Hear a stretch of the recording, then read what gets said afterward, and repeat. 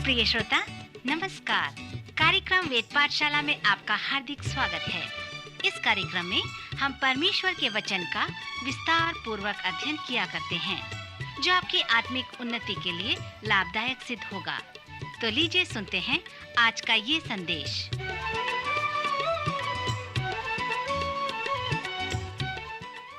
नमस्कार श्रोता मित्र, वेद पाठशाला की अगली कक्षा में आपका स्वागत है। यह संपूर्ण पवित्र शास्त्र के प्रत्येक पुस्तकों के सर्वेक्षण का एक भाग है। हमने पुराने नियम के सभी पुस्तकों का सर्वेक्षण किया, फिर नए नियम के चारों सुसमाचार का भी सर्वेक्षण किया और उसके बाद नए नियम के ऐतिहासिक पुस्तक प्रेरितों के कार्य का भी सर्वेक्षण समाप्त किया। अब हम नए नियम के अगले भाग में आते हैं, जो पौलुस प्रेरित के पत्रियों के नाम से जाने जाते हैं। आप लोगों में से कई लोग जो मेरे साथ पिछले अध्ययन में बराबर उपस्थित थे, आप लोगों को मालूम होगा कि मैंने बार बार कहा था कि पौलुस प्रेरित ने नए नियम के लगभग आधे भाग को लिखा है। कुछ कहते हैं कि पौलुस ने 13 पत्रियां लिखे हैं और कुछ कहते हैं कि उसने 14 पत्रियां लिखे हैं। और उसका कारण यह है कि कुछ लोग कहते हैं कि पौलुस ने इब्रानियों की पत्री को भी लिखा है और कुछ कहते हैं कि उसने इस पत्री को नहीं लिखा है। सो जैसे हम उसके उन 13 पत्रियों का सर्वेक्षण प्रारंभ करते हैं, तो पहले हम रोमियो की पत्री से प्रारंभ करेंगे। आपको पुनः स्मरण दिला दूं कि बाइबल में सभी पुस्तकें क्रमानुसार नहीं रखे गए हैं जिस प्रकार वे लिखे गए हैं। यह पौलुस की पहली पत्री नहीं है। विद्वान विश्वास करते हैं कि पौलुस ने रोमियो की पत्री को कुरिन्थ से लिखा है और उसके तीसरे मिशनरी यात्रा में उसने इसे लिखा है, अर्थात इफिसुस में सेवा करने के बाद उसने इस पत्री को लिखा है। जब आप इस पत्री के संदर्भ में आएंगे तो आपको ऐसे जानने के लिए अधिक समय नहीं लगेगा कि यह पत्री इसके सेवकाई के कुछ समय के बाद में ही लिखे गए हैं। सो जब वह मसीह विश्वास में परिपक्व हो गया, बड़ा अनुभव प्राप्त किया, तब उसने इस पत्री को लिखा है। रोमियो के लिए पौलुस की ये पत्री श्रेष्ठ ग्रंथ रत्न है। यह पत्री धर्म विज्ञान का एक श्रेष्ठ ग्रंथ रत्न है। इस पत्री का जो संदर्भ है वो रोमी मसीहों के लिए बहुत कम है। जिस प्रकार कुरिन्थियों और गलातियों को उनके साधारण समस्या के लिए लिखा गया है, उसी प्रकार रोमियो को भी लिखा गया है। परंतु एक और बात है कि यह पत्री किसी के साथ भी लागू नहीं हो सकता है, क्योंकि इसमें धर्म विज्ञान के महान कथन है। विद्वान विश्वास करते हैं कि पौलुस ने रोमियो के नाम पत्री इसलिए लिखी है क्योंकि रोम जो था वो पृथ्वी भर का राजधानी था। इस पत्री में विश्वव्यापी संदेश हैं। पौलुस इसे किसी को भी भेज सकता था। सो इस पत्री का संदेश सबके लिए है, आज हमारे लिए भी है। सो जैसे हम पौलुस के इस श्रेष्ठ ग्रंथ रत्न में आते हैं, तो आप उस धर्म विज्ञान के एक बड़े शब्द के विषय में वर्णन करते हैं और वो शब्द है दोष मुक्ति या न्याय संगत या धर्मी ठहरना।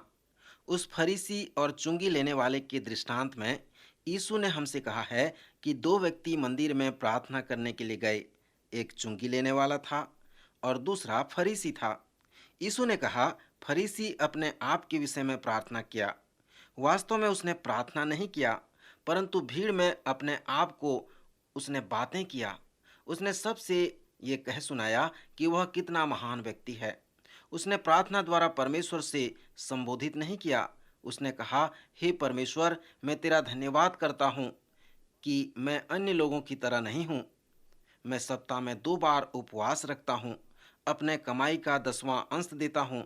मैं बड़ा खुश हूँ कि अन्य लोगों की तरह मैं नहीं हूँ और विशेष करके मैं इस चुंगी लेने वाले व्यक्ति के जैसा नहीं हूँ। दूसरा व्यक्ति जो मंदिर में प्रार्थना करने के लिए गया था, जो चुंगी लेने वाला था, किनारे में खड़ा था, वह स्वर्ग की ओर अपनी आंखें भी उठाकर देखना पसंद नहीं किया, परंतु अपनी छाती पीटकर कहा कि हे परमेश्वर, मुझ पापी पर दया कर।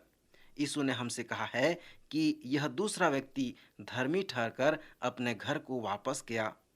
यहाँ पर पहली बात, नए नियम में हम उस शब्द से परिचित होते हैं जब उस चुंगी लेने वाले ने साधारण रूप से प्रार्थना किया कि हे परमेश्वर, मुझ पापी पर दया कर, तो वह परमेश्वर की दृष्टि में धर्मी ठहरता है।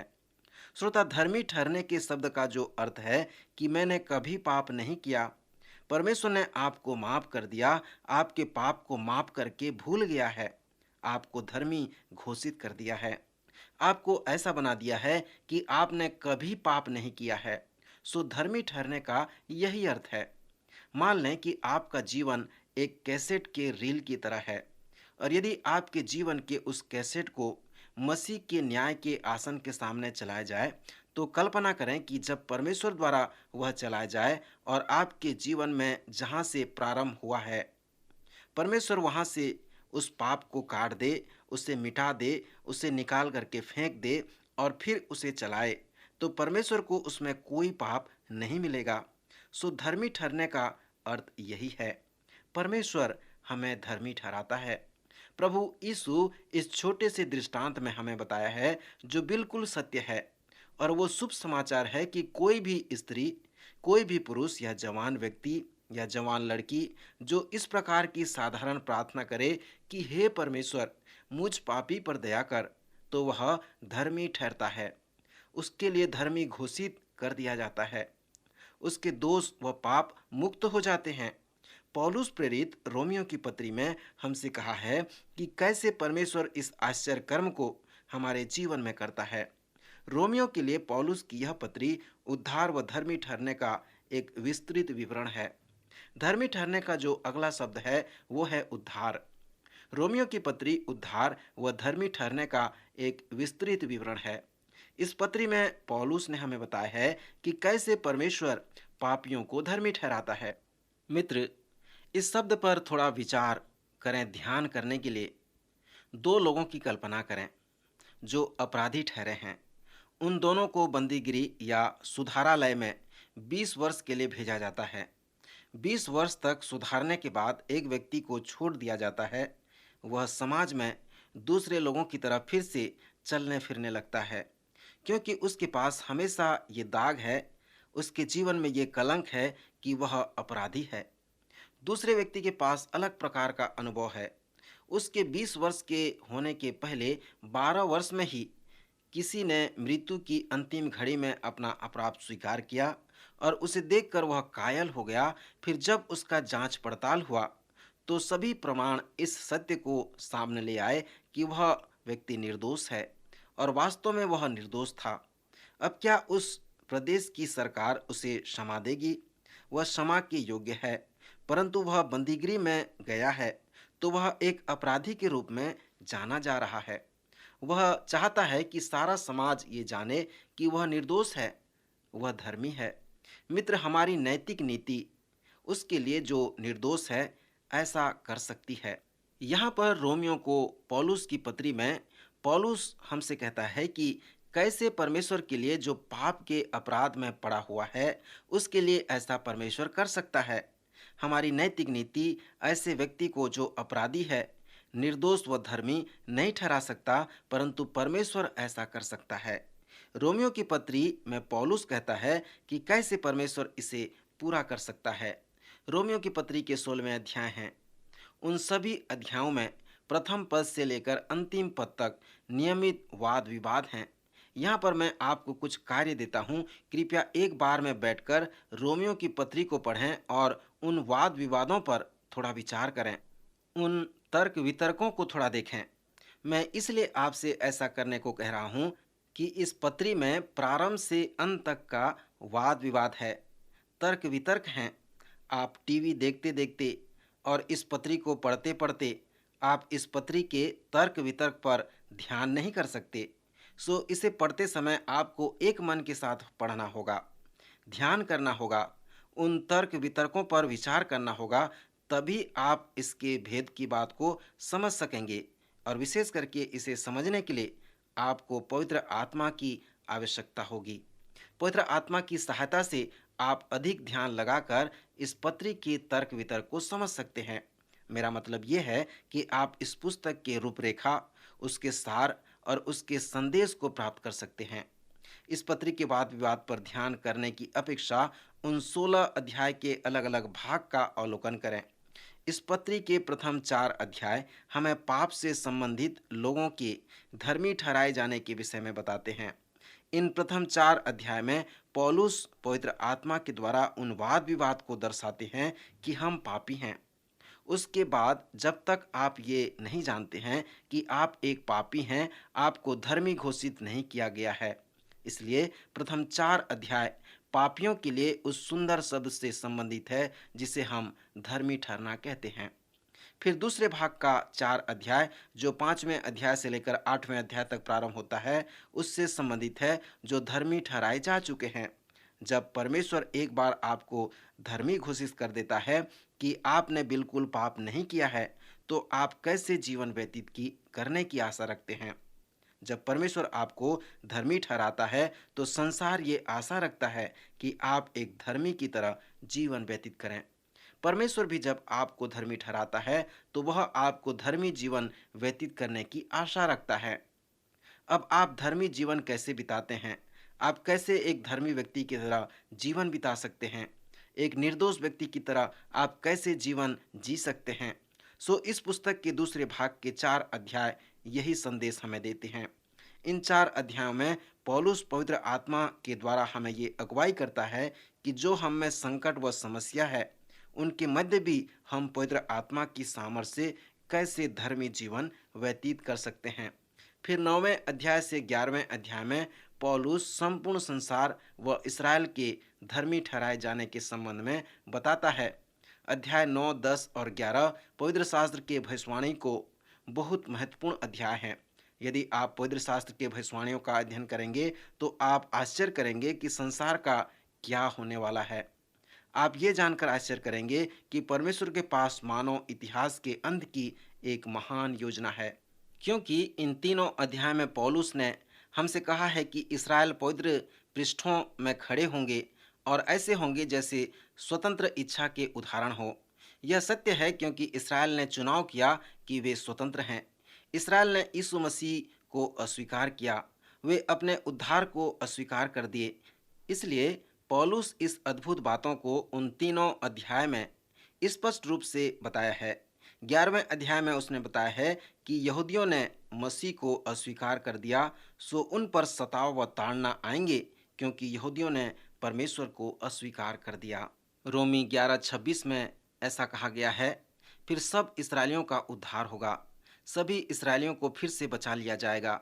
पवित्र शास्त्र की यह एक महान अद्भुत भविष्यवाणी है। श्रोता मित्र, इसके पहले कि समाप्त करूं, आपको चुनौती देना चाहूँगा कि आप पवित्र शास्त्र के भविष्यवाणी को, उसके बातों को अवश्य अध्ययन करें जो पूरे हो चुके हैं, फिर उनका भी अध्ययन करें जो पूरा होने वाले हैं। उससे आपका विश्वास पक्का होगा, जैसे आप यीशु के दोबारा आगमन पर प्रतीति करने पाएंगे। ये जो बाकी भविष्यवाणी हैं, वे परमेश्वर के अपने समय व अपने तरीके से पूरे होंगे। इसराइल के संबंध में पौलुस के आधे भविष्यवाणी पूरे हो गए हैं और आधे अभी पूरे होने बाकी हैं। जब आप रोमियो के 12वें अध्याय से लेकर 16वें अध्याय तक आएंगे तो आप पौलुस की पत्री के व्यवहारिक प्रयोग के भाग में आएंगे। पौलुस के इस पत्री में जिसका हम सर्वेक्षण करने जा रहे हैं, इसके नमूने का वर्णन हम पाते हैं। पौलुस के प्रत्येक पत्री 2 भागों में विभाजित हैं। प्रथम उसके पत्र में शिक्षा देने का भाग है, फिर उसके दूसरे भाग में उसका प्रयोग का भाग है। प्रथम आपके पास इस पत्री में मत या सैद्धांतिक भाग हैं, फिर आपके पास व्यवहारिक भाग है।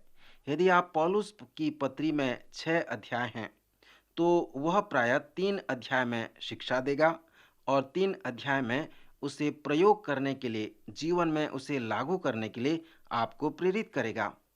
कभी-कभी पत्री में 3/4 शिक्षा होते हैं और 1/4 प्रयोग होता है। आप हमेशा पौलुस की पत्रियों के विभाजन पर ध्यान करें। प्रयोग के प्रारंभिक भाग में वह इस प्रकार के शब्दों का प्रयोग करता है, अर्थात इसलिए या इस कारण। जब भी आप इस प्रकार के शब्द का अध्ययन करते हैं, पढ़ते हैं, तो वहाँ थोड़ा रुक जाएं और देखें कि वहाँ पर पौलुस क्या कहना चाहता है। इसलिए शब्द पत्री के प्रयोग वाले भाग में उपयोग किया गया है। यह ऐसा लगता है कि पौलुस किसी से कुछ लिखकर उसे समझा रहा है और फिर उसे मनाने के लिए उसको प्रेरित कर रहा है। इसलिए शब्द जहाँ कहीं भी उसके पत्री में हैं, वह प्रयोग के प्रारंभिक भाग का शब्द है। पिछले चरण में मैंने कहा था कि पौलुस की पत्रियां 4 भागों में विभाजित किए जा चुके हैं। सो जैसे हम उन 4 भागों को निकटता से देखें, तो सर्वप्रथम प्रथम भाग को देखें जो पहला अध्याय से 4 तक है, जहां पर पौलुस पापियों को धर्मी ठहराए जाने के विषय में बताता है। सर्वप्रथम पौलुस इस सत्य को स्पष्ट करता है कि हम सब के सब पापी हैं। एक बार मैंने एक पास्टर के विषय में सुना जिसका लंदन में एक चर्च है। एक बार एक छोटी लड़की उस पास्टर के घर में आई, दरवाजा खटखटाई और पास्टर से कहा, मेरी माँ झुग्गी झोपड़ी में पड़ी हुई है, वह मृत्यु के बिस्तर में है और वह चाहती है कि आप उसके पास जाएं और उसके लिए प्रार्थना करें। झुग्गी का नाम सुनकर पास्टर उससे कहा, नहीं, माफ करना, मैं वहाँ नहीं आ सकता। बहुत विनती करने के बाद वो जाने के लिए तैयार हो गए और वो उस लड़की के साथ झुग्गी में गए और देखा कि उसकी माँ एक वेश्या थी और क्षय रोग से पीड़ित थी। जब पास्टर ने उसे नमस्कार कहा तो वह कहने लगी, क्या आप मुझे ठीक कर देंगे? क्या आप मुझे स्वर्ग में अंदर कर सकते हैं, क्योंकि मैं यहाँ मर रही हूँ।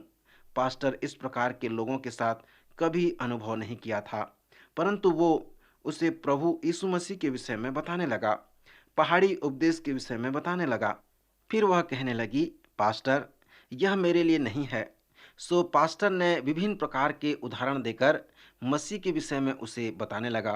अंत में उन्होंने कहा कि यीशु मसीह इस संसार में इसलिए आया क्योंकि परमेश्वर पिता ने उसे जगत में लोगों के पापों की क्षमा के लिए भेजा था, ताकि वह लोगों का उद्धारकर्ता बने।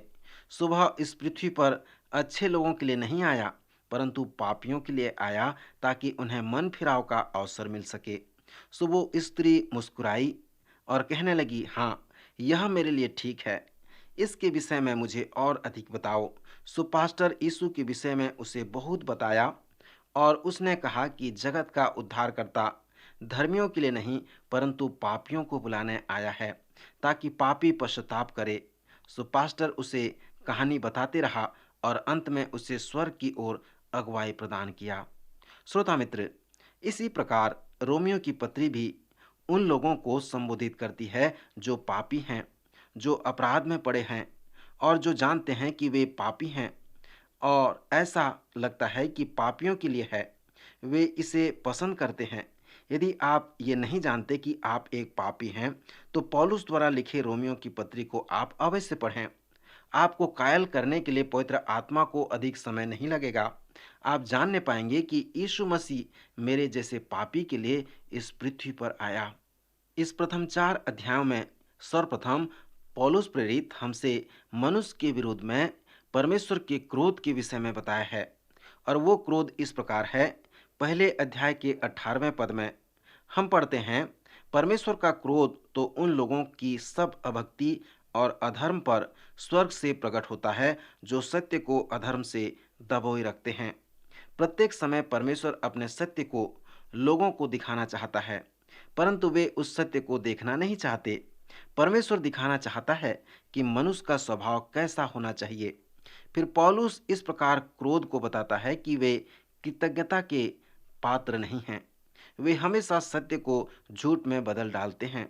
वे सृष्टिकर्ता को छोड़कर सृष्टि की उपासना करते हैं। वे वास्तविक बातों को झूठे साबित करते हैं। वे अपने ज्ञान के द्वारा परमेश्वर पर विश्वास नहीं रखते, परंतु वे अभिलाषा के द्वारा पाप करते हैं और दूसरों को भी पाप में देखने की अभिलाषा करते हैं। यहाँ पर पौलुस मनुष्य के विरोध में परमेश्वर के क्रोध की सूची बताता है। फिर पौलुस हमें इसके प्रतिक्रिया के विषय में बताता है, क्योंकि मनुष्य के लिए यह सत्य है। पौलुस ने हमें बताया है कि परमेश्वर ने मनुष्य को कैसे प्रत्युत्तर दिया है। 3 बार उसने कहा, इस कारण परमेश्वर ने उन्हें उनकी मन की अभिलाषाओं के अनुसार छोड़ दिया, उन्हें नीच कामनाओं के वश में छोड़ दिया, उन्हें उनके निकम्बे मन पर छोड़ दिया। रोमियो के इस भाग को पढ़ने से ऐसा लगता है कि उत्पत्ति की पुस्तक को हम पढ़ रहे हैं। उत्पत्ति की पुस्तक में मनुष्य के पाप में गिर पड़ने के विषय में बताया गया है, क्योंकि परमेश्वर चाहता है कि हम मनुष्य के परिवार के विषय में समझें कि यह कैसा था और आज वह कैसा है। रोमियो की पत्री में ये बिल्कुल सत्य है। पौलुस इन सब को भूतकाल से बताया है कि ये हो चुका है, परंतु जब वह वास्तव में कहता है तो उसने कहा है यह वो है जो हो रहा है। यह आप पर, मुझ पर और चारों तरफ हो रहा है। अपनी आंखें खोल कर देखो, तब देखने पाओगे। जब पौलुस 3 बार कहता है कि परमेश्वर उन्हें उनके निकम्मे मन पर छोड़ दिया, तो उसका मतलब ये नहीं कि परमेश्वर ने मनुष्य को बिल्कुल छोड़ दिया। पौलुस कहता है कि परमेश्वर ने उन्हें उनकी इच्छाओं में छोड़ दिया कि वे जो चाहें वे करें। सो इस तरह से परमेश्वर ने उन्हें मनुष्य के साथ कार्य किया। सर्वप्रथम मनुष्य के विरोध में परमेश्वर द्वारा मनुष्य के अनेक दोष के विषय में पौलुस ने बातें किया है। फिर उसने मनुष्य के लिए परमेश्वर के प्रत्युत्तर का वर्णन किया है, क्योंकि यही मनुष्य चाहता है और परमेश्वर ने मनुष्य को चुनाव करने की स्वतंत्र इच्छा दी है। उसने उस नियम को भंग नहीं किया। सो यही है मनुष्य के लिए परमेश्वर का प्रत्युत्तर। परमेश्वर ने उन्हें उनके मन के अभिलाषा पर छोड़ दिया। परमेश्वर ने कहा, अपने आप की स्वयं सहायता करो, यह तुम्हारा जीवन है। यह इस प्रकार का है कि हमारे जीवन के लिए परमेश्वर की योजना है। यह उस प्रकार है कि हमारा जीवन एक पुस्तक के जैसा है और परमेश्वर ने हमें पेन देकर कहा कि अपने जीवन के विषय में लिख लो, क्योंकि यह तुम्हारा जीवन है और तुम्हें चुनाव करने की स्वतंत्रता है। जैसा चाहते हो तुम वैसा कर सकते हो। सो जब पौलुस कहता है कि परमेश्वर ने उन्हें उनके निकम्मे मन पर छोड़ दिया, तो इससे उसका तात्पर्य यही था। परमेश्वर ने उन्हें हमें चुनाव करने की स्वतंत्रता दी है कि हम चुनाव करें। पहले अध्याय में जब पौलुस हमें वो बुरी संदेश बताता है कि हम पापी हैं, तो वह हमें यह भी कहता है कि यहाँ पर उसका परमेश्वर द्वारा दिया गया मनुष्य के लिए परिणाम भी है, क्योंकि मनुष्य के लिए उसका क्रोध सत्य है। सो परमेश्वर ने मनुष्य को उसके निकम्मे मन पर छोड़ दिया। सो यहाँ पर हम मनुष्य के स्वभाव को देखते हैं, उसके अनुचित काम को देखते हैं कि मनुष्य व्यर्थ विचार करने लगा कि यहाँ तक कि उनका निर्बुद्धि मन अंधेरा हो गया। वे अपने आप को बुद्धिमान जताकर मूर्ख बन गए। इस कारण परमेश्वर ने उन्हें उनकी मन की अभिलाषाओं के अनुसार अशुद्धता के लिए छोड़ दिया कि वे आपस में अपने शरीर का अनादर करें। सो वे कामातुर होकर जलने लगे और पुरुषों ने पुरुषों के साथ निर्लज्जता का व्यवहार किया। सो सब प्रकार के अधर्म और दुष्टता और लोभ और बैर भाव से वो भर गए और डाह और हत्या व झगड़े व छल व ईर्ष्या से भरपूर हो गए।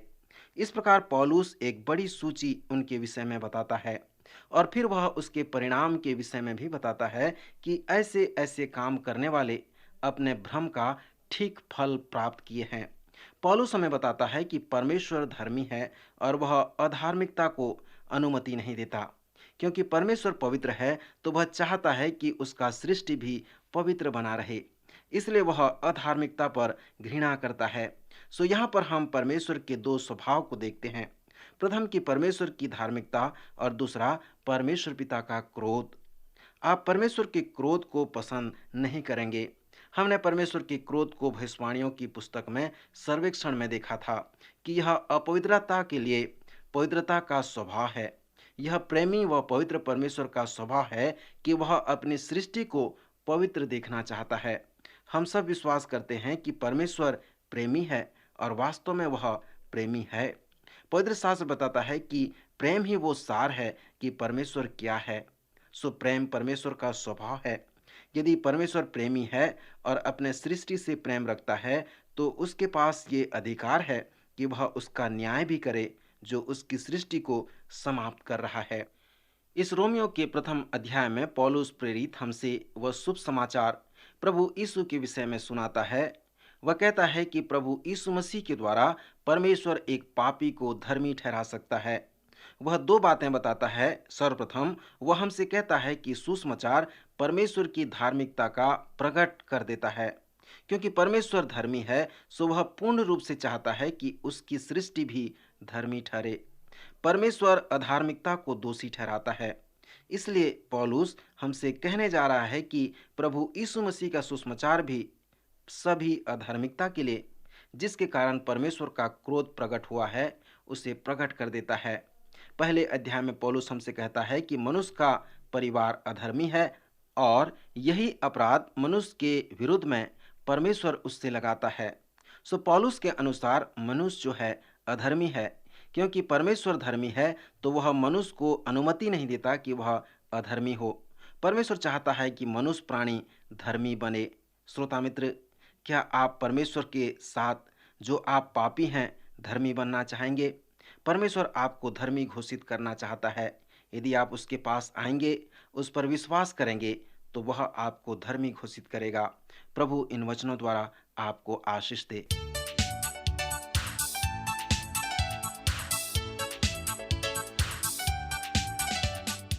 आज का कार्यक्रम सुनने के लिए हम आपको धन्यवाद देते हैं। श्रोताओ, आत्मिक विषय से संबंधित कोई सवाल आपके मन में है तो आप अपने सवालों का जवाब इस पते पर प्राप्त कर सकते हैं। हमारा पता है कार्यक्रम Ved Pathshala, radio Vishwavani, post box number 317, Lucknow 226001, Uttar Pradesh. पता एक बार फिर सुन लीजिए। कार्यक्रम Ved Pathshala, radio Vishwavani, post box number 317, Lucknow 226001, Uttar Pradesh. और हाँ श्रोता, आप हमसे ईमेल के द्वारा भी संपर्क कर सकते हैं। हमारी ईमेल आईडी है hindiembassy@radio.vv.org, hindiembassy@radio.vv.org। अब हमारे कार्यक्रम का समय यहीं पर समाप्त होता है। अगले कार्यक्रम में आपसे फिर भेंट होगी। तब तक के लिए हमें आज्ञा दीजिए। नमस्कार।